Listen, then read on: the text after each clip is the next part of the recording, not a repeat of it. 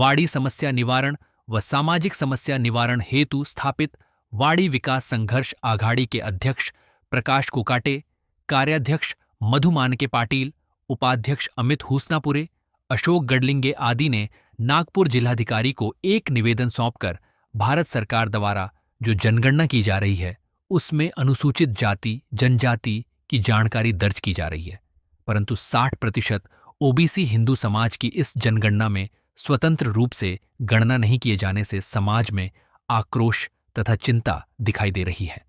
हिंदू विचारों की सरकार होने के दावा के बाद भी ओबीसी हिंदू की जनगणना नहीं होगी तो समाज विकास, शैक्षणिक योजना, बजट निर्धारित नहीं हो पाएगा।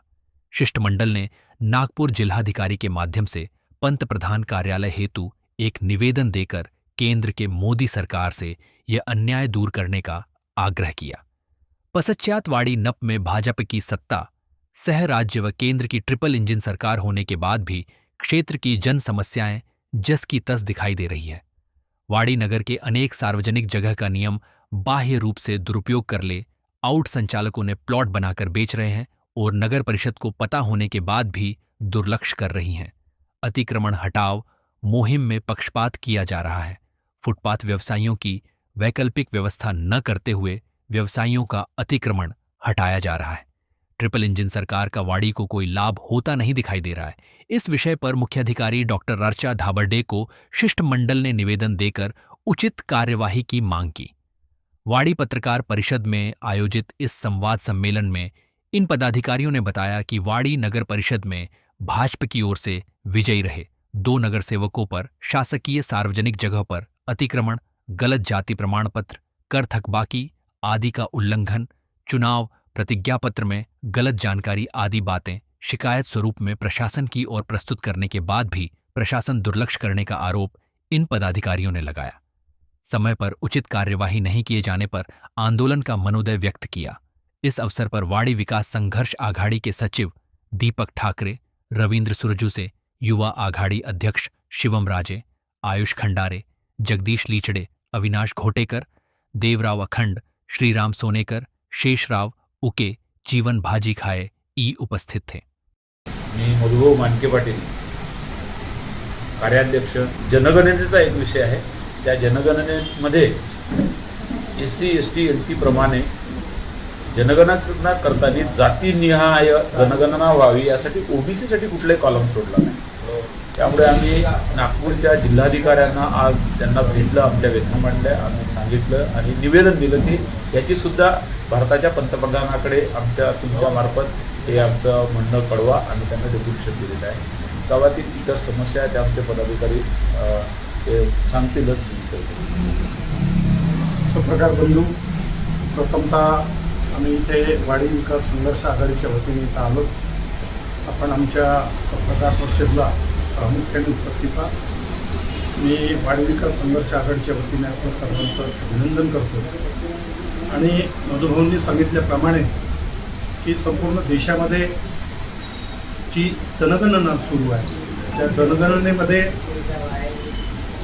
SC ST आणि इतर असा जो कॉलम आहे त्या व्यतिरिक्त 85% त्या देशामध्ये असलेला ओबीसी समाज हा प्रामुख्याने त्यामधून सोडलेला आहे आणि त्याचं विभाजन ओबीसी अशा रकान्यात न होता इतरमध्ये करण्यात आलं आणि त्या निमित्ताने आम्ही वाड़ी विकास संघर्ष आघाडीच्या वतीने आज एक निवेदन माननीय नागपूरचे जिल्हाधिकारी यांना आम्ही लेखी निवेदन दिलं आणि ते आमचं निवेदन आपण सन्माननीय देशाचे पंतप्रधान नरेंद्रजी मोदी यांच्यापर्यंत आपण पोहोचावे आणि त्यानुसार आम्ही विनंती केली काही ओबीसीला रकाना प्रामुख्याने तिथे देण्यात यावा, ही आमची प्रमुख मागणी होती।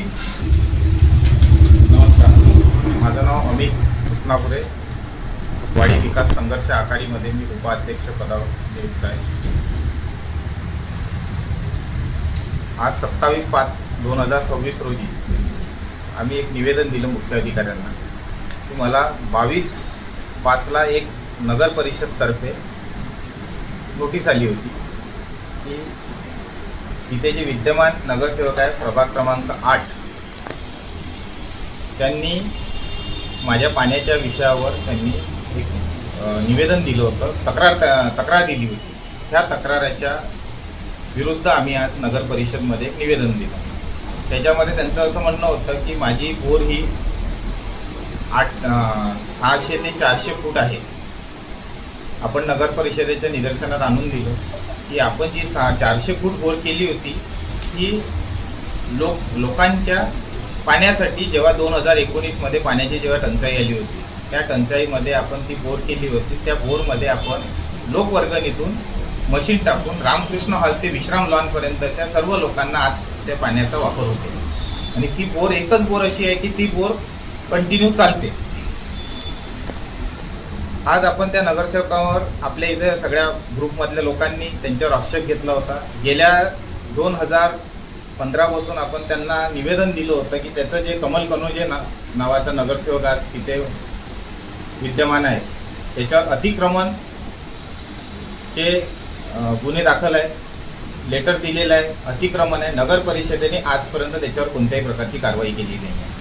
झुडपी जंगलच्या जागेवर त्यांनी आपल्या स्वतःच्या मंदिरात ट्रस्ट बनवली. तो अध्यक्ष आहे, त्याची मिसेस उपाध्यक्ष आहे, त्याचे नातेवाईक तिथं सचिव आहे. तरीही ती अशी ट्रस्ट बनवून लाखो रुपयाचं त्याच्यामध्ये ते वर्गणी जमा करते. त्याचा कुठे हिशोब नाही. गेल्या 6 वर्षापासून ऑडिट नाही, मंदिराचं कोणत्याही प्रकारचा हिशोब नाही, करोडोचं त्याच्यामध्ये, असा आमचा आक्षेप आहे. तिसरा विषय, त्याचं जे स्वतः नगरसेवक असताना सुद्धा आता अनधिकृत घराचं बांधकाम करते. त्याच्यामध्ये कुठेही त्यांनी नगर परिषदेची, प्रशासनाची कोणतीही परमिशन न घेता घराचं बांधकाम करते. हे कोणतं उदाहरण तो जनतेसमोर ठेवते आहे. त्यानंतर आमच्या अंदाजे कमीत कमी 4 करोडचा महसूल डुबून त्यांनी झोडपी जंगलची जागेवरचा मुरुम विकण्याचा आमचा आक्षेप त्याच्यावर आहे. तिसरा विषय, त्याच्यामध्ये 2 वर्षाचा त्याचा टॅक्स पेंडिंग असताना सुद्धा नगर परिषदेने त्याला कशा प्रकारे त्याला NOC दिली टॅक्स क्लिअर असताना. नगरसेवक उभा राहिला त्या वाडी अंतर्गत सर्व टॅक्स त्याचा क्लिअर पाहिजे, तरी त्यांनी 2 वर्षाचा टॅक्स पेंडिंग असताना सुद्धा तो नगरसेवक सीटवर उभा राहिला. प्रशासनाने त्याची मान्यता दिली आणि तो निवडून आला. आज त्याचे आक्षेपार्ह असल्यामुळे तो या सूडबुद्धीनं अशा प्रकारचं व्यवसायावर लोकांच्या घात करतोय. आपल्या सर्वांची विनंती आहे आम्हाला की आम्ही सगळ्या प्रकारचे आज जे डॉक्युमेंट लागते, भूमास्ता आहे, फूड लायसन आहे, भूसंपादनचे लायसन आहे, प्रदूषण कंट्रोल डिपार्टमेंटचे लायसन, सर्व लायसन आम्ही आज नगर परिषदेच्या स्वाधीन केलं आहे. मी अशोक गडलिंगे, उपाध्यक्ष, वाडी शहर विकास आघाडीचे पदाधिकारी आहे. आम्ही आजच सर्वानुमताने शिव मॅडम नगर परिषद वाडी इथे, अमरावती रोड शिवाजीनगर इथे सिमेंटाचं मोठं गोडाऊन आहे. तिथे साठा सिमेंटाचा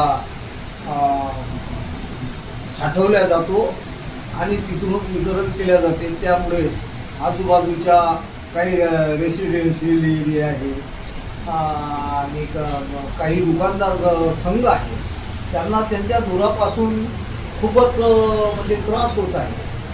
तरी ते तात्काळ ते गोडाऊन तिथून हटावे अशी मागणी आमच्या वाडी विकास संघर्ष आघाडीच्या वतीनं करण्यात आलेलं आहे. तसे कागदपत्रसुद्धा सादर करण्यात आलेलं आहे. तरी शासनाला आमची नम्र विनंती आहे की त्वरित त्यांनी ते हटवून काहीतरी मार्ग काढावा अशी आम्ही नम्र विनंती करू.